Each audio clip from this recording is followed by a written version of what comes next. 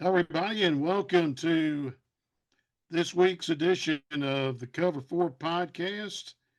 As Randy Gibson and I get ready to talk about not only the Final Four, we're going to put that on the back burner for a minute because, boy, there has been some coaching shuffling here in the last week since we talked.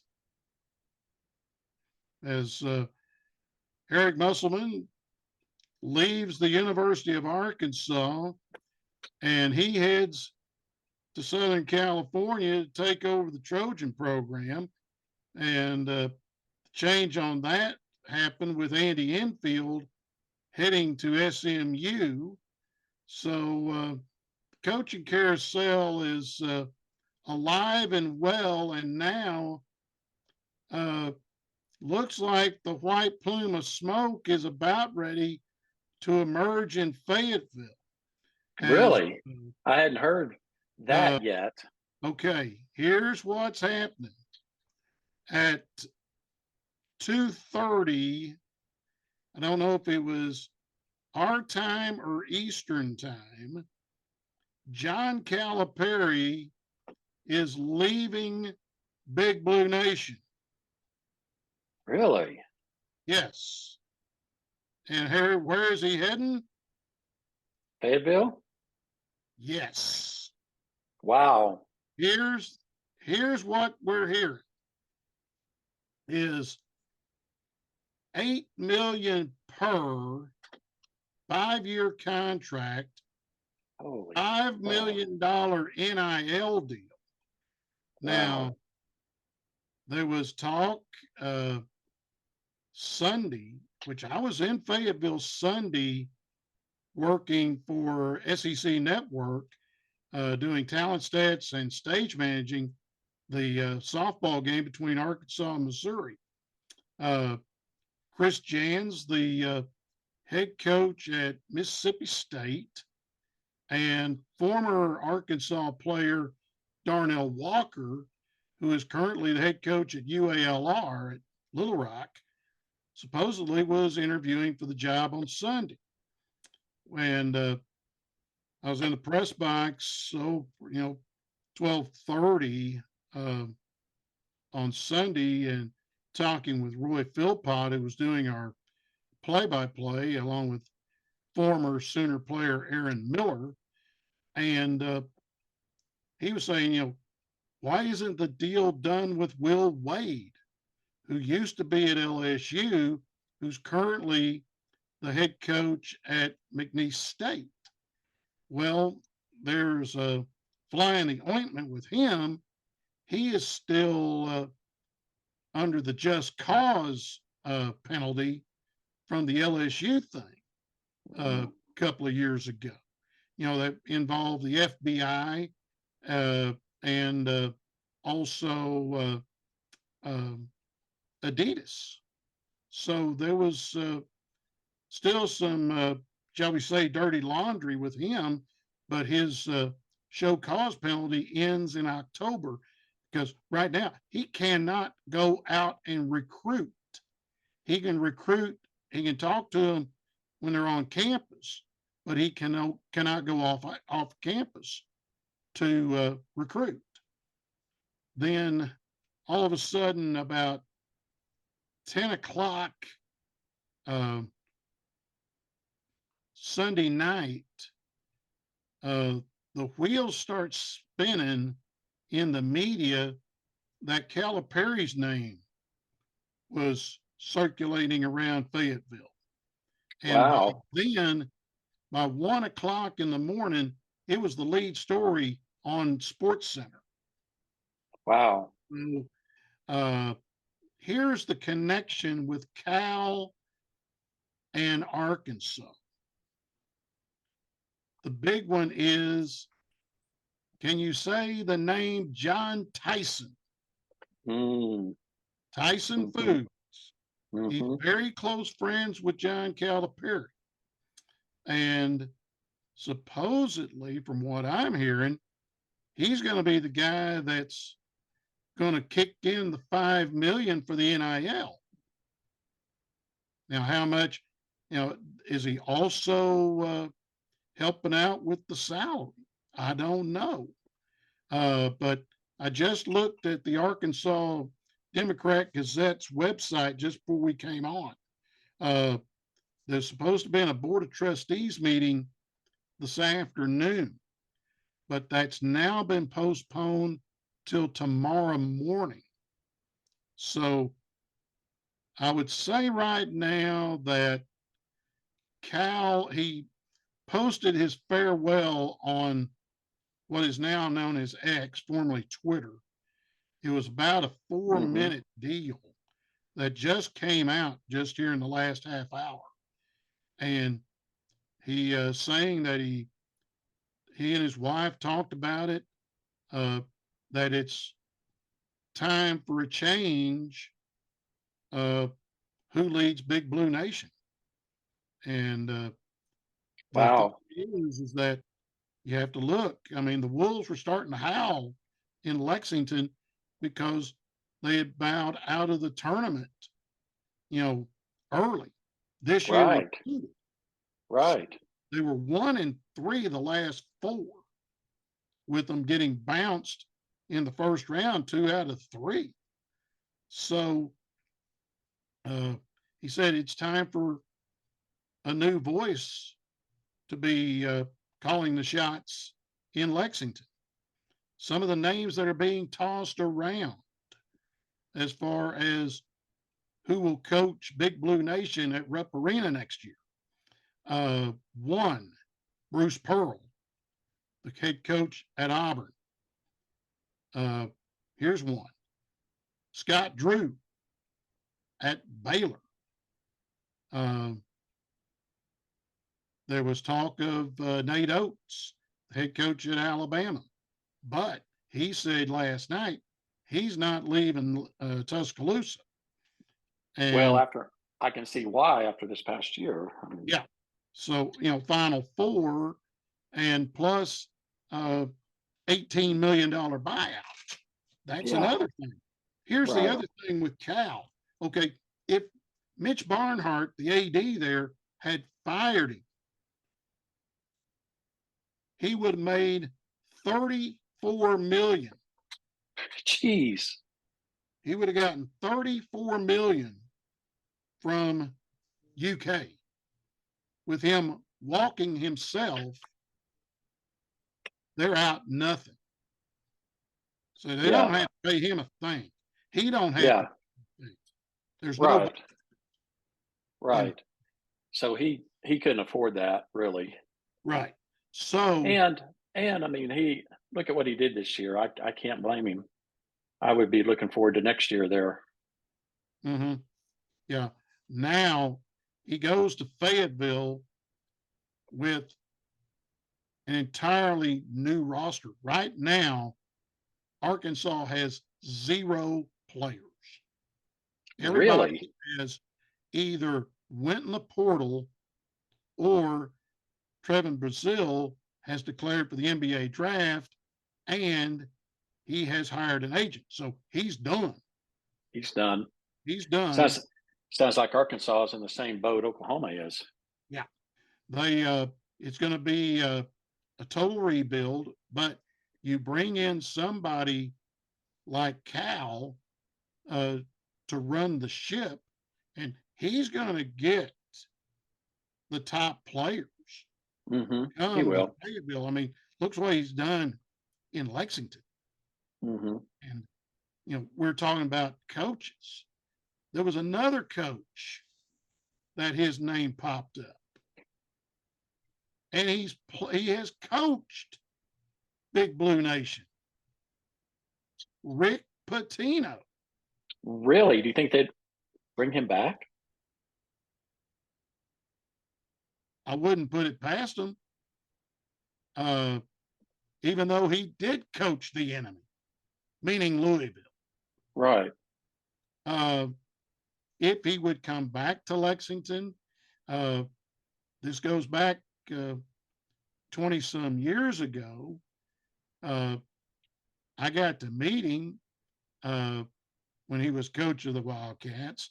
He spoke at the College Sports Information Directors Workshop. He did uh, one of the sessions that we have, and I Mm-hmm. was doing the photography for him. And I remember this. Uh, he plugged his restaurant. He had an Italian restaurant a block north of Rupp Arena where we were Hmm. staying. There's a big hotel that butts up right up against Rupp Arena there in Lexington. And I told Dad about it. And the three of us walked over there. It was an Italian place. And Randy, it was outstanding food. The service was impeccable. If you used a, a sweet and low or sugar in your tea, I mean, and the package was on the table. I mean, it Mm-hmm. wasn't 30 seconds, and the waiters were walking around and they would pick that up. I mean, uh, it was unbelievable. The food was unbelievable. And if Rick came back to Lexington, I wouldn't put it past him to look around that area and open Patino's back up. It was that good. Wow. But Wow. That would it'll be be fun. interesting to see what happens. Oh, and one other thing, speaking about eating, about with Cal, he's also friends when he comes to Fayetteville when they play. He stops at a place that's on College. It's about a mile and a half south of the Northwest Arkansas Mall. It's a place called Herman's Rib House. And he knows the guy, Herman, there at this eating place. It's a white cinder block building, painted white. Uh, I looked at their menu just recently, and I may have to try this place out. I've heard a lot about it. Uh, During the pandemic, uh, there was a lot of eating places that needed help, and Mm-hmm. El Presidente, Dave Portnoy, Barstool Sports, uh, kicked in money to some of these eating places. One of them being Coney Islander in Tulsa. Mm-hmm. Mm-hmm. Great And place. Yep. number two was Herman's, and Really? uh, kept both of them afloat. Portnoy has said that eventually he'll come by every one of the places that he helped helped out. So I don't know. I don't think he's been to Fayetteville yet, uh, and I don't think he's been to Tulsa yet either. But it would be neat uh, whenever Portnoy does get to Tulsa and goes to the Coney Islander in downtown Tulsa and has these outstanding hot dogs. Sure, they're not that big, but they're good. Uh, Mm-hmm. but you Right. sit in a classroom table, a chair, just like you were in a classroom, Uh-huh. and that's where you eat. At that one downtown, I think the one at 41st and Yale has that as well. But uh, it'll be something that uh, to hear that Portnoy, or as he's known as El Presidente, he is Mm-hmm. known for his pizza reviews uh, on Facebook, Instagram, and is saying one bite, everybody knows the rules, and that's how he does his does his pizza reviews. So, Hmm. but look out tomorrow. It may be official, and the press conference might be tomorrow afternoon at Bud Walton Arena. If it is, there may be a whole bunch of people at that press conference as they introduce John Calipari is the new head hog of the Razorback basketball team. Well, it wouldn't surprise me the way it's going, the way it's Yeah. shaping up. Yes. Um, yeah, I yeah, that would be interesting. Would be Yes. interesting. Yeah. No discussion of a Sutton name headed over there at all, huh? Not, no, not at all. Hmm. Scott is, I'm assuming he's staying at OSU. I haven't heard anything, who the assistants are going to be for Steve Lutz yet Hmm. over there. If he's keeping them uh, and Keaton Page, I don't know yet uh, what's uh, what's going on over there.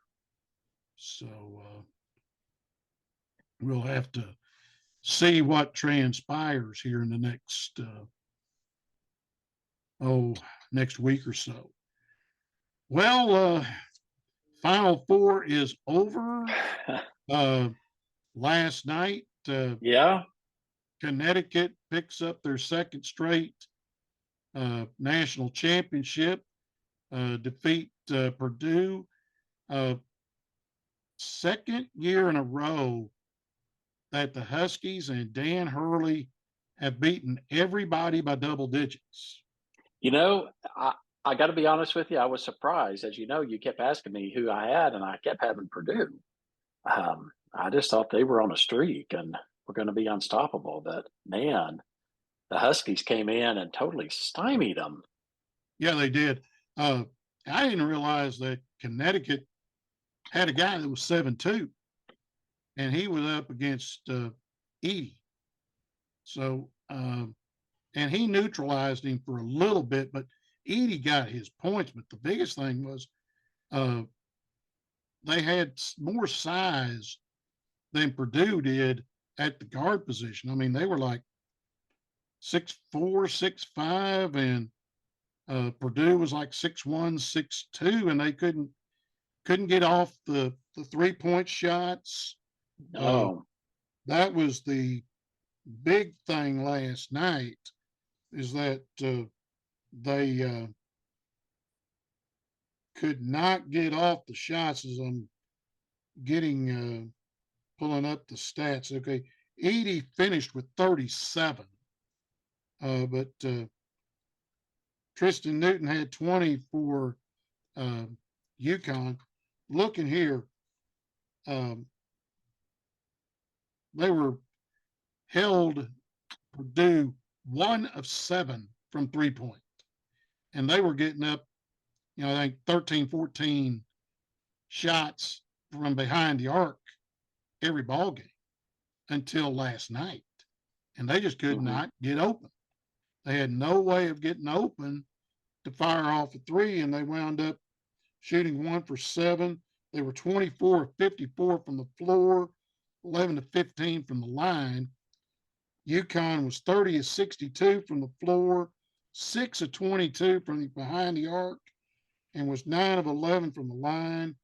UConn out rebounded them 32 to 27. 13 offensive boards for UConn, only 8 for Purdue. And then the turnovers, uh, Purdue had 9, UConn had 6. Points in the paint was 44-40 for UConn.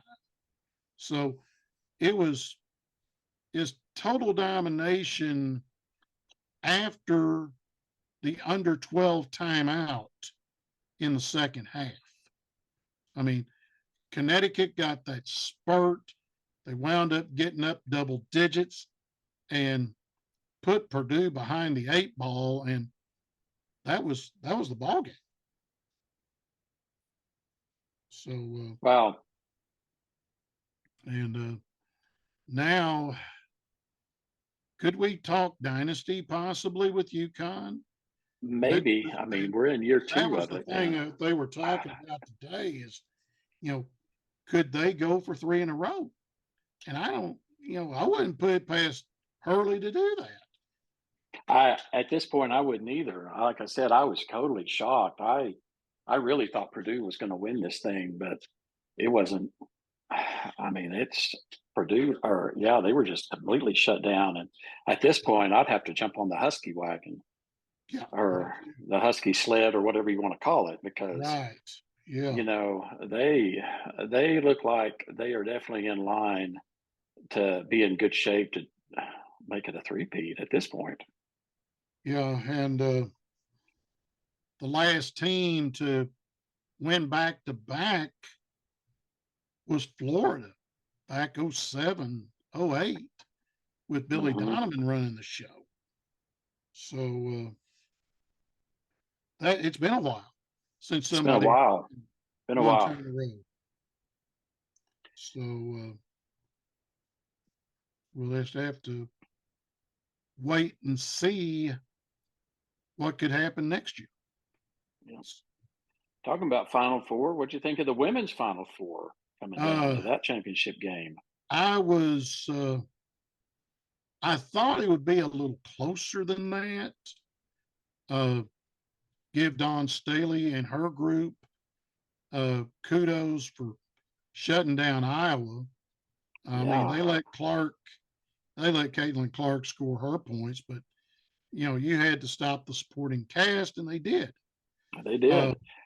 the I was I was surprised at that one too, honestly. I mean, Mhm. when Iowa overcame LSU and then in the Elite Eight, and then turn around and in the Final Four and overcame UConn, the Lady Huskies. Mhm. I thought, well, this is Iowa's year. Caitlin Clark is going to have that ring, and she didn't get it. Nope. And she's not the first one to uh, play well and then fall short. Look at the lady that's leading the charge for South Carolina. Yep, Tom Staley did not get a national championship ring until she started coaching. right. So she knows what Caitlin is going through, but you got to think that Caitlin Clark going to the WNBA as the number one pick, uh, she may make up for that. She might be like Larry Bird and get a few world championship rings.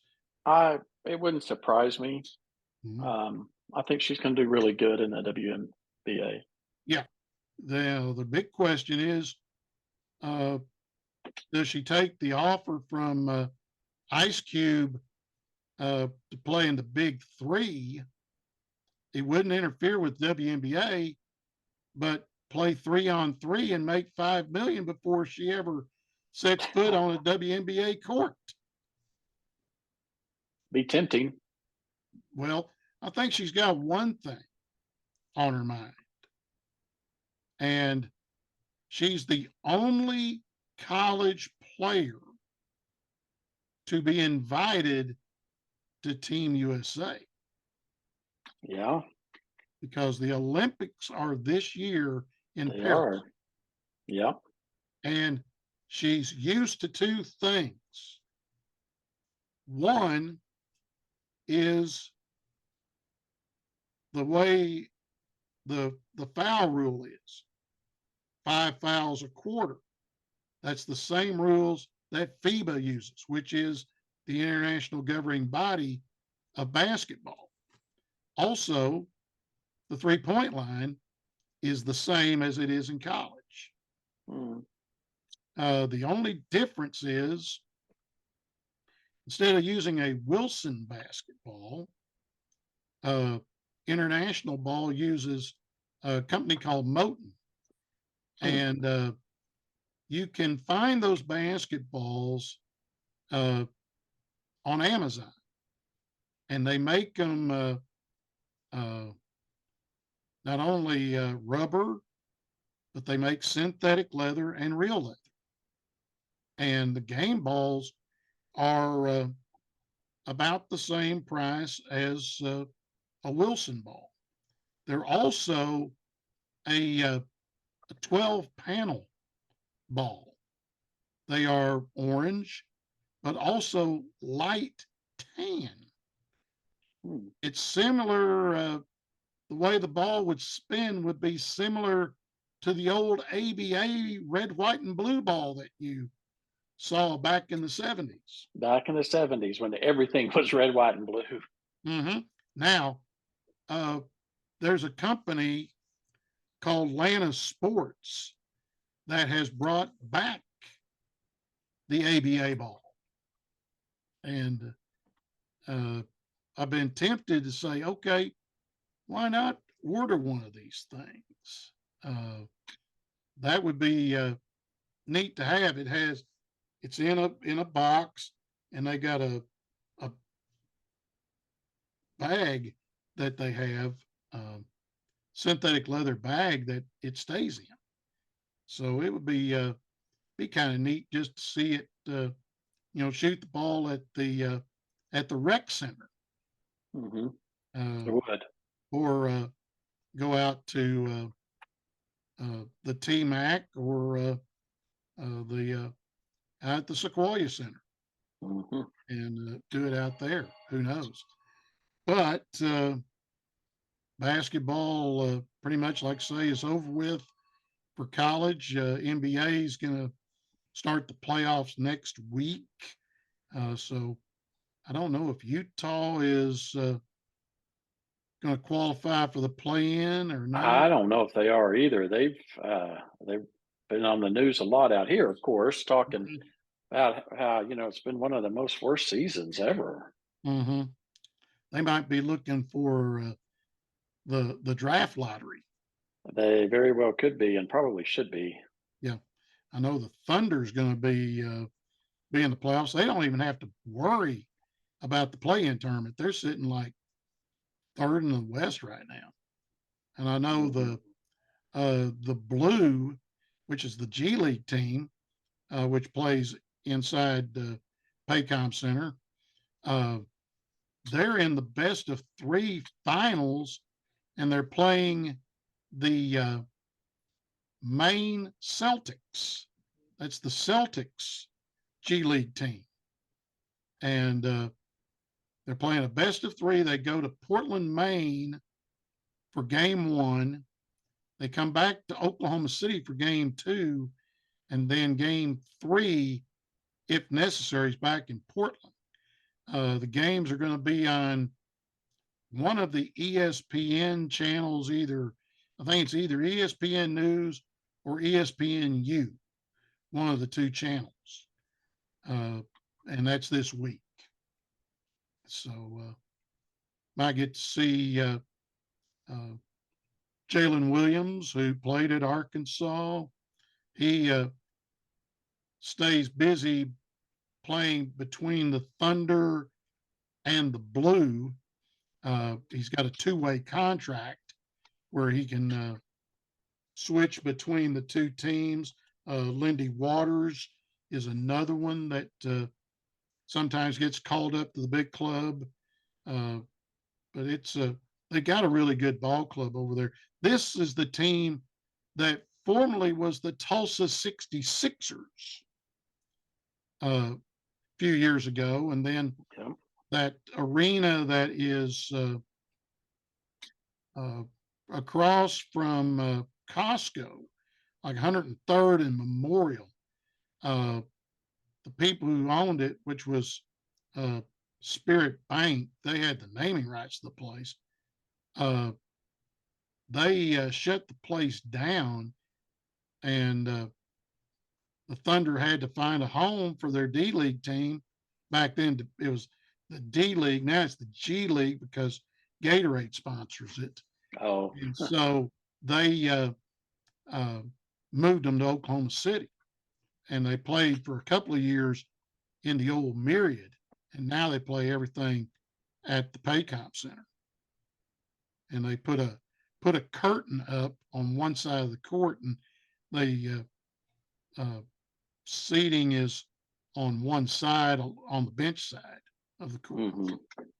But anyway, uh, basketball, like I say, is over with. Baseball, uh, Redmond are getting ready to take on UCO for the third and final time. They're doing that today. And let me, let's see what they're doing. If they're playing right now, currently Redmond are 19-19. They are 10-13 in the conference going into the ball game against the Bronchos, as they like to call them. Not the Broncos, but the Bronchos. It's like you calling Texas the Shorthorns. The Shorthorns, that's right. Mm-hmm. We'll talk about that momentarily. Let's see. They played this week, had that 3-game series against Rogers State, beat Rogers State 10-4 in Claremore, 3-2 here at home. So they took the series and then had to play Sunday. Probably the wind was blowing out in Claremore. It was a real pitcher's duel. The Hillcats beat the Redmond 21-13. Oh my word! Wow. Can you say, like I That's say, cracking. a pitcher's duel? No kidding. In loose quotes. Currently top of the 7th. UCO on top of NSU 2-1 at Edmond this afternoon, and they're current NSU. Well, let's put it this way: UCO scored 2 in the 5th, but NSU got a run back in the 6th, and had to have been a home run because NSU only has 1 hit and UCO only has 3. Well, guess they cracked it long, but Mm-hmm. wow. So some Wow. good pitching on both sides of the ledger. So let me see how the stats are here as far as uh, Northeastern is concerned. And no, it was not a home run. Hmm. So must have had a, let's see,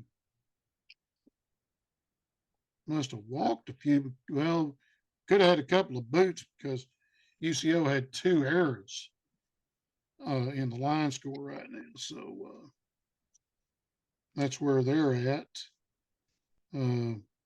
Softball, on the other hand, I think they're right now in a learning curve.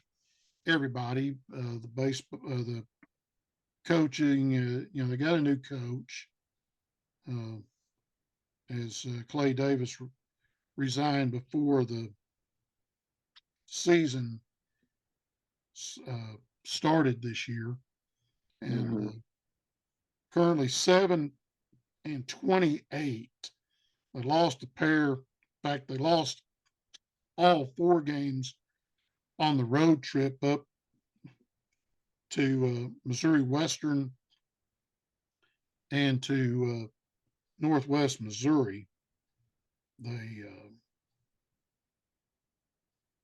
fell 6-2 and 5-1 at Missouri Western, then got run rule twice, 9-1 and 5 and 10-2 and 6 at Northwest Missouri.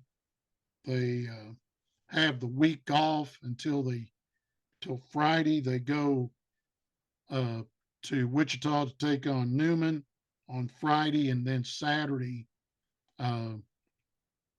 they go to UCO. Come back home on the 16th, Tuesday game against Oklahoma Baptist doubleheader. Go out to Alva the 23rd. So this next week is their weekend off from the conference. So there's no games this weekend. So, like I say, learning curve for the Lady Reds as they first year head coach. So get to their uh, coaching staff. Uh, Rachel Rowe,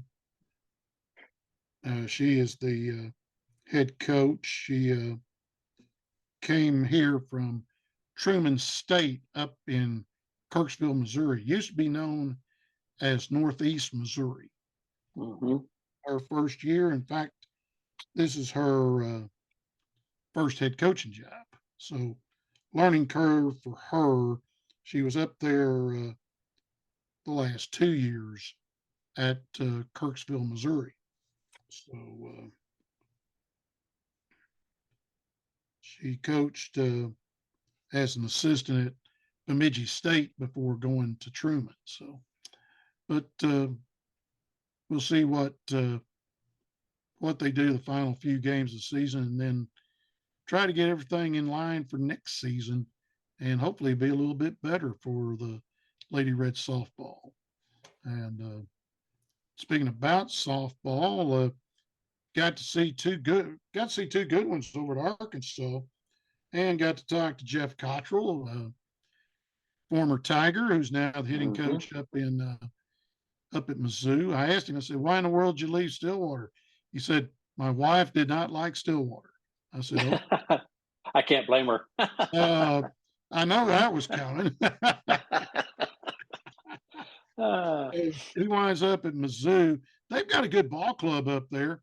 Uh, they got beat 5-2 uh, by Arkansas in the Friday game, then came back and run ruled the Razorbacks 12-3 on Saturday, and then got beat 4-1 on Sunday thanks to back-to-back homers and back-to-back solo homers.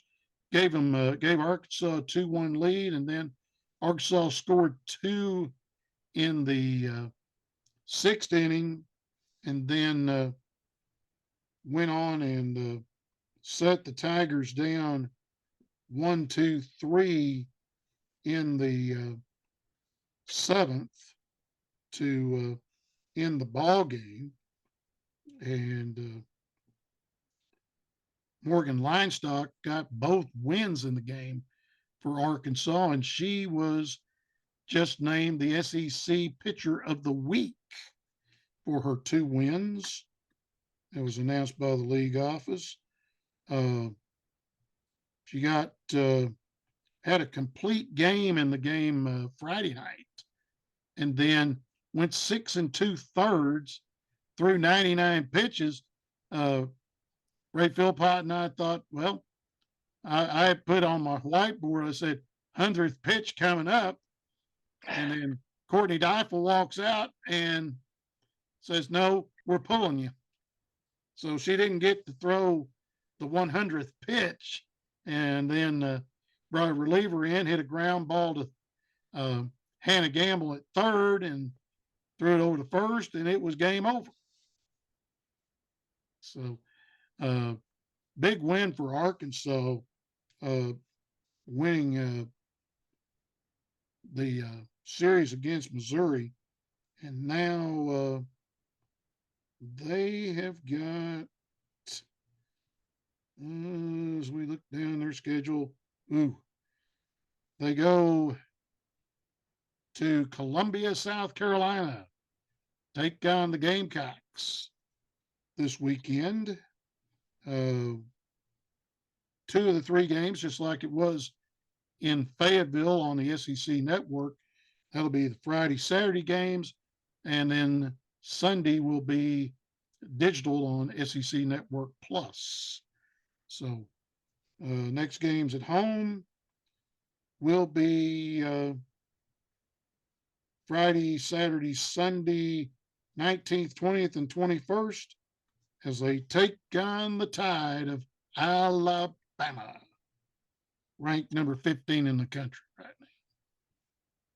And with those games man, Saturday and Sunday being on SEC Network on Saturday, ESPNU on Sunday. And OU went Oh, to Texas, and 2 out of 3. The last I know. time that OU has lost a series Yes. uh, was way back. Yes, it was. First time they've lost back-to-back games Uh-huh. since 2020, Right. and the first time they've dropped a series, get this, Jim, 2011. Yeah, I knew it was way back there. That's Yeah, I that mean, is we're talking unheard of. That run over a the decade streak. ago. You know, when I saw the score from game 3, I thought it was same game 2, and I thought, well, they haven't updated the score or anything yet because it was 2-1 on Right. both of those. Mm-hmm. Sooners took the first one, and it was a battle, which we knew it would. I mean, Texas is good. They're ranked number 4. Mm-hmm. And, um, I thought, okay, we got this. And then they drop it 2-1. I'm like, well, what happened to our hitting?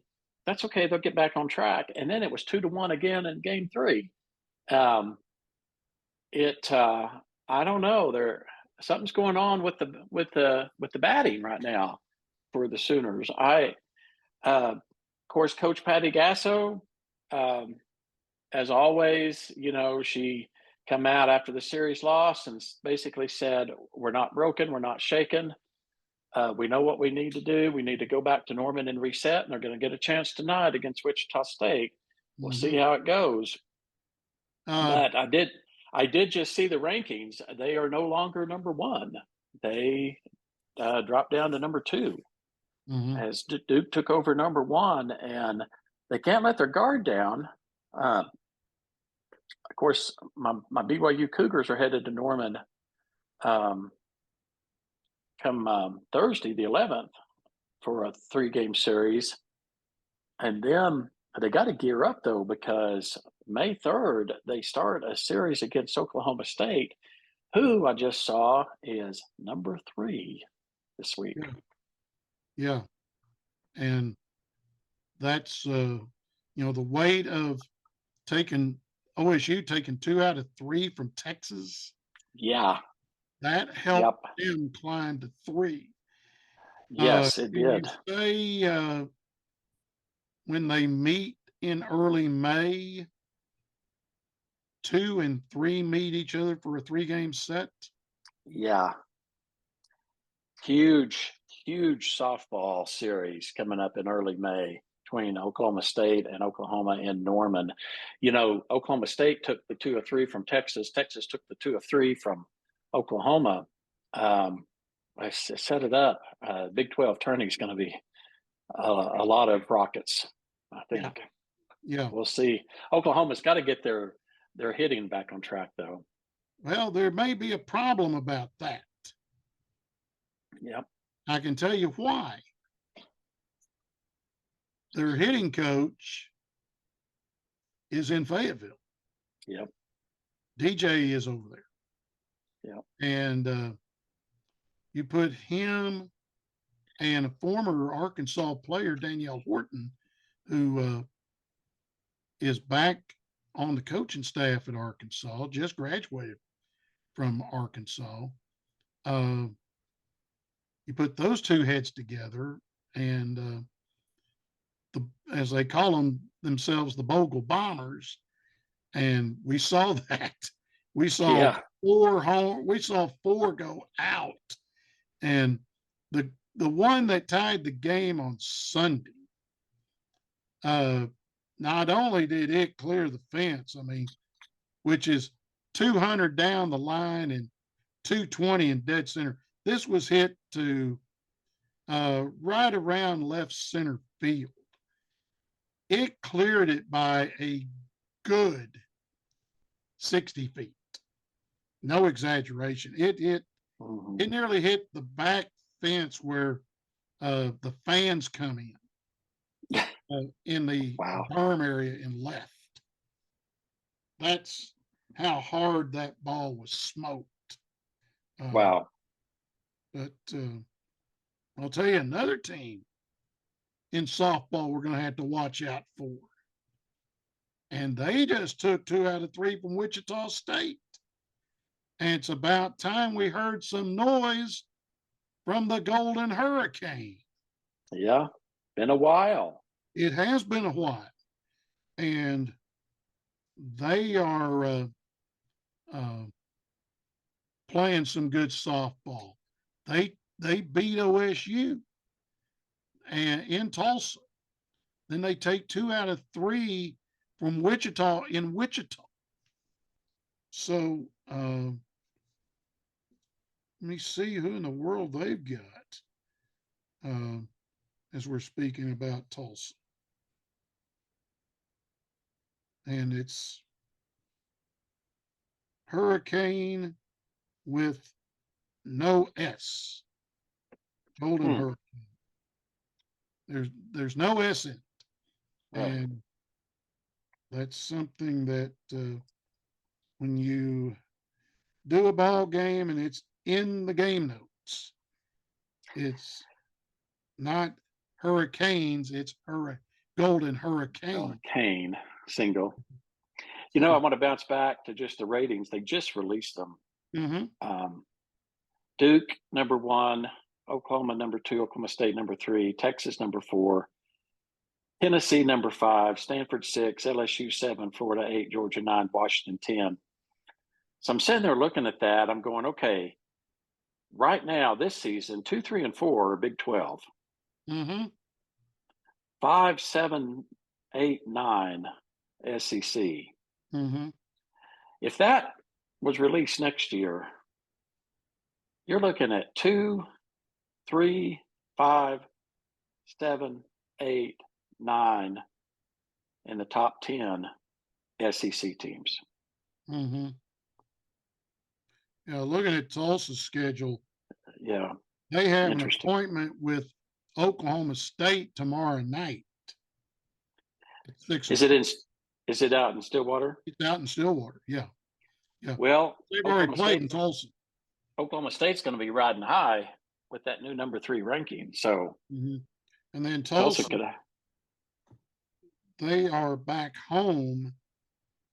They take on East Carolina Friday, Saturday, and Sunday with 6 o'clock on Friday, 2 o'clock Saturday, and a noon game on Sunday. And all of those games are shown on ESPN Plus because they're digital. Mm-hmm. Then in Oklahoma City, they're going to play this one at USA Softball, formerly ASA. They play the Sooners uh, Tuesday night. Next Tuesday night, they take on the Sooners. Game time 6 o'clock, also on ESPN Plus. So if you don't have a subscription to ESPN Plus for the year, wouldn't be a bad thing to go ahead and get that. So you can see that. Yeah. So interesting 5 ball games for TU. Kind of watch for them to possibly make some noise. Let's see where their tournament begins May 8th and it's in Wichita. So 8th through the 11th is where the AAC tournament takes place. Mm-hmm. So then Arkansas, the SEC tournament, the baseball one is always in Hoover, where the Birmingham Barons play. That's the AA for the White Sox and has been for years. This year, the SEC tournament is at Auburn. So that's where it'll start on May 7th. So all the tournaments for softball will begin that weekend. And probably Big 12 will start that as well. And I assume that Big 12 is held at USA Softball Stadium there in Oklahoma City, just to the south of Remington Park. Mm-hmm. So it's kind of a warm up for the NCAA because that's where the NCAA tournament's held. So speaking about, touched on baseball, Arkansas is still the number one team in the country. They swept uh, Ole Miss over the weekend in Fayetteville. So there was a lot going on in Fayetteville. You had Sounds softball like it. going on, you had baseball, you had the gymnastic regional, Mm-hmm. and uh, LSU gets to go to Dickies Arena, but also the gym backs get to go as Jordan Weber and the Arkansas gym backs, they get to go to the Nationals for the first time since 2018. Really? Yep. And they just came out with the pairings, and LSU and Arkansas are in semifinal one. OU's in semifinal two. They are with the Utah Utes. Mm-hmm. Yep, they And sure are. Alabama is in that quad. Mm-hmm. There's three SEC teams that are going to the national tournament, national meet, and they had over 4,000 uh, in Fayetteville for the final on Saturday. And like I say, you had so much going on. You had baseball, you had softball going on. In fact, it was the biggest crowd they had all year. Uh, on Saturday, I think it was 3,800. And then we look up what the attendance was on Sunday because I didn't even look at it. Let's see. The attendance 3,457 was the attendance for softball on Sunday. And nice thing of it was we played that game in under 2 hours. In fact, an Yeah. hour and 59 minutes to be exact. So not bad. That's the nice thing about softball. Normally you get done in 2 hours. Yeah, So, that's true. That's true. well, with basketball over with and uh, baseball and softball getting close to being done, uh, we might talk about that next week, or we may put our heads together and decide, we might want to wait. Well, one thing, we might want to talk about spring football. Spring ball's coming up. It's going to be I think we interesting. probably need to talk about the Sooners, how they look. Uh, Arkansas has their spring game this weekend. So, Oh, really? That seems early. Yep. Well, not really. They've had their 15 practices. I think Guess OU so. when OU Oklahoma's next week. coming up. It's coming up on the 21st. Okay. So yeah, that's next week. That's So, already next week. Yeah. yeah. So Yeah, it is. if you're interested going over to Fayetteville, not only are they having the spring game over there, go up in the north parking lot, which is lot 44 there at Razorback Stadium. they're going to have a car show. Oh, really? For the spring game? Yeah. Yep. Hmm. That'll be, you want to see some slick ones.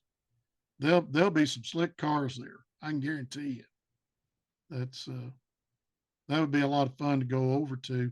Uh, Now the one thing is, uh, you're going to try to need to find parking close because they're not running shuttles uh, for the spring game, and I'm sure not walking from lot 56 up to Razorback Stadium. That's about Sure. a 3/4 mile walk. And when you get to John McDonald Track, from there on up, uh, it is a wee bit steep. It's easier walking down from Razorback Stadium to Lot 56, which I do that after every ball game. But to go up, uh, you've almost got to be part mountain goat. Sounds like walking around here. Mm-hmm. Yep. That's something to think about. I'd also take a look and see how BYU will be with Yeah, their I'm kind of spring game. curious. See if their Big 12 year picks up a little bit. I'm hoping that first year kind of gave them some experience, kind of Yes. what they need to do. Yep. That probably opened their eyes up a little bit. I'm sure it did. So, and it will open the eyes up of all the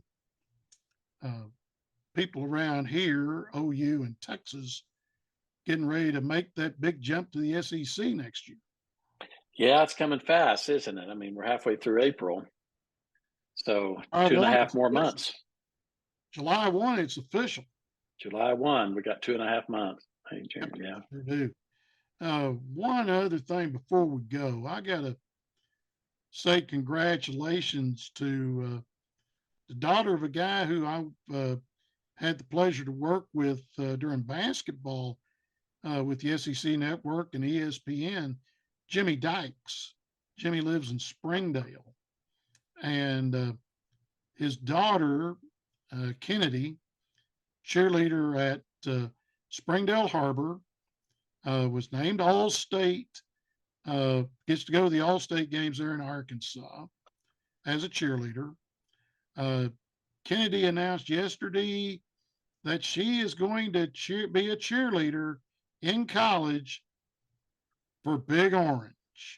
She's heading to Knoxville, Tennessee Oh, to great. cheerleader for the Volunteers. She told me that there was 3 schools she was looking at: Arkansas, Kentucky, and Tennessee. And Tennessee made the offer over the weekend, I guess, and she had a picture of her on Instagram and Twitter, and her dad put it up on X, and she was Hmm. wearing her orange Tennessee T-shirt, and Orange of Tennessee. she is That's fantastic. yes, it is, and I'm Well, very happy. she'll have a fantastic time down in Knoxville. Yes, she will. Be good. Uh, Jimmy will probably telling them at ESPN uh, whenever we got Tennessee, we had a good game at Tennessee.